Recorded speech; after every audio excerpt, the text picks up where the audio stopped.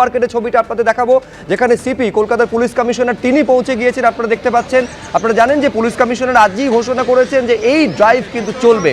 সরাসরি নিউ মার্কেটের ছবি আপনাদের সামনে আমরা রেখেছি। পার্থপ্রতিম ঘোষ এই মুহূর্তে আমাদের সঙ্গে রয়েছেন। পার্থ, একবার দেখাও ছবিটা, কিছু কি বলছেন সিপি? দেখো, নিউ মার্কেট এলাকায় তিনি একেবারে গাড়ি নিয়ে কিন্তু নিউ মার্কেটে যে জায়গায় প্রচুর যেখানে হকার সেখানে বসে সেই রাস্তায় গাড়ি নিয়ে এই মুহূর্তে তিনি এসে পৌঁছেছেন। দেখতে পাচ্ছ কলকাতার পুলিশ কমিশনার তিনি এসে পৌঁছেছেন। অন্যদিকে আমরা কিছুক্ষণ আগে দেখলাম যে এখানে যে হকার উচ্ছেদ, সেই হকার উচ্ছেদের কাজ চলছিল। পুলিশ কমিশনার রয়েছেন গাড়িতে এবং গাড়ি নিয়ে যে রাস্তা একেবারে ঢোকাই যায় না সেই রাস্তা হকারদেরকে তোলা হচ্ছে এবং তুলে সেখান থেকে কিন্তু কলকাতার পুলিশ কমিশনার বর্তমানে কী পরিস্থিতি রয়েছে নিউ মার্কেটে সেই রাস্তায় কিন্তু পরিদর্শন করছেন। একেবারে সেই ছবি, পুরোটা একেবারে গাড়িতে বসে গাড়িতে থেকে কিন্তু সবটা দেখছেন কলকাতার পুলিশ কমিশনার, সেই ছবি আপনারা দেখতে পাচ্ছেন। সরাসরি আপনাদের অ্যাপোলো হাসপাতালের সামনে নিয়ে যাব, যেখানে কলকাতা পুলিশ এবং পুরসভার তরফে উচ্ছেদ অভিযান চলছে। দুই প্রতিনিধি আমাদের সঙ্গে রয়েছেন, সন্দীপ সরকার এবং সুকান্ত মুখোপাধ্যায়। একবার দেখাও সন্দীপ, এই ছবিটা দেখাও যে হাসপাতালের সামনে যে অবৈধ দখলদারি সরাচ্ছে পুলিশ।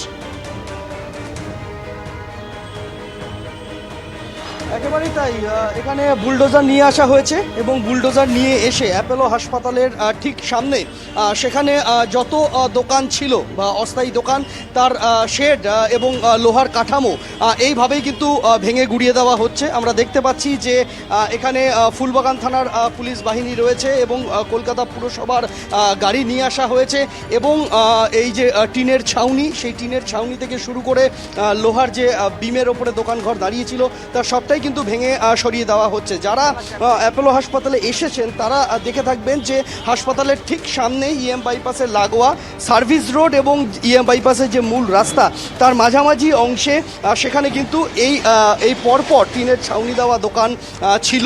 অন্ততপক্ষে 12-15টি দোকান এখানে ছিল, বিভিন্ন ধরনের দোকান ছিল। সেই সব দোকান কিন্তু ভেঙে দেওয়া হচ্ছে। যারা এখানে ব্যবসায়ীরা রয়েছেন, একেবারে সেই ছবিটা দেখাচ্ছে সন্দীপ, যে এই বুলডোজার ব্যবহার করে পরপর কিন্তু দোকান ভেঙে দেওয়ার কাজ চলছে। সুকান্ত, তোমার ক্যামেরায় কি ছবি ধরা পড়ছে? তাকে একেবারে সকাল থেকে যে অভিযান চলছিল শহর কলকাতার বিভিন্ন জায়গা জুড়ে, বিকেল 5টার পর কিন্তু আরো একাধিক জায়গাতে একই রকমভাবে বেআইনিভাবে যে সমস্ত জায়গা দখল করে কার্যত ফুটপাত দখল করা ছিল সেই সমস্ত গুমটি বা অস্থায়ী দোকান সেগুলোকে কিন্তু ভাঙা হচ্ছে। অবশ্যই যে সন্দীপ যে ছবিটা দেখাচ্ছিল, যে জায়গার ছবি তুমি দেখতে পাচ্ছ, এখানে গাড়ি পার্কিং থেকে শুরু করে দীর্ঘ বেশ কয়েক বছর থেকে এবং সেই 10 থেকে 12 বছর বা তারও বেশি সময় ধরে এখানে দোকানপাট ছিল। তার ফলে যারা রোগীরা যারা থাকতেন বা তাদের পরিবার পরিজন যখন আসতেন সবসময় কিন্তু এখানে একটা সমস্যা তৈরি হতো এবং হাসপাতালে ঢোকার মুখে এই যে ফুটপাত দখল করে এই অস্থায়ী কাঠামো ছিল এবং যখন থেকে সরকারি নির্দেশ সামনে এসে তখন থেকে কিন্তু কার্যত এই ফুটপাত কার্যত দখল মুক্ত করার একটা প্রক্রিয়া চালানো হচ্ছে। তুমি দেখতে পাচ্ছ ক্রেনের মাধ্যমে, বুলডোজারের মাধ্যমে পুরো যে কাঠামো সেই কাঠামোকে ভেঙে দেওয়া হচ্ছে, সেই কাঠামো ভেঙে ফেলার কাজ চলছে। এটা যেমন বুলডোজারের ছবি আপনারা দেখছেন, পাশাপাশি নিউ মার্কেটে কিছুক্ষণ আগে আপনারা দেখছিলেন যে সিপি পুলিশ কমিশনার তিনি কিন্তু পৌঁছে গিয়েছেন একেবারে সেখানে। আমি সলিল ভট্টাচার্যের কাছে, সলিল, যে বিষয়টা অত্যন্ত গুরুত্বপূর্ণ আপনি উল্লেখ করছিলেন যে নিঃসন্দেহে এই এভিকশনটা যদি হয় তাহলে নিঃসন্দেহে এই যারা পথচারী ফুটপাত যাদের দুর্ঘটনা এড়াবার জন্য অত্যন্ত গুরুত্বপূর্ণ, আবার পথচারীরা সেটা ব্যবহার করতে পারবেন। কিন্তু আপনি বলছেন এটা নিয়ম মেনে হচ্ছে না এবং প্রপার রুল অনুযায়ী হচ্ছে না, এইটা কেন মনে হচ্ছে? এইটা কেন মনে হচ্ছে এই কারণে বলছি, দেখো তোমার এদের কারা বসালো, নিজেরা তো এসে বসেনি। এই যারা যারা এদের বসিয়েছে অন্যায় অর্থের বিনিময়ে এবং যেভাবে বেনিফিশিয়ারি যারা যারা আছে তাদের কিন্তু এখনও কিন্তু আইডেন্টিফাই করা হলো না।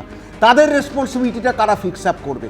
তাদের তো রেসপন্সিবিলিটি ফিক্স আপ করা উচিত এবং তাদের এগেনস্টও যথাযথ ব্যবস্থা নেওয়া উচিত।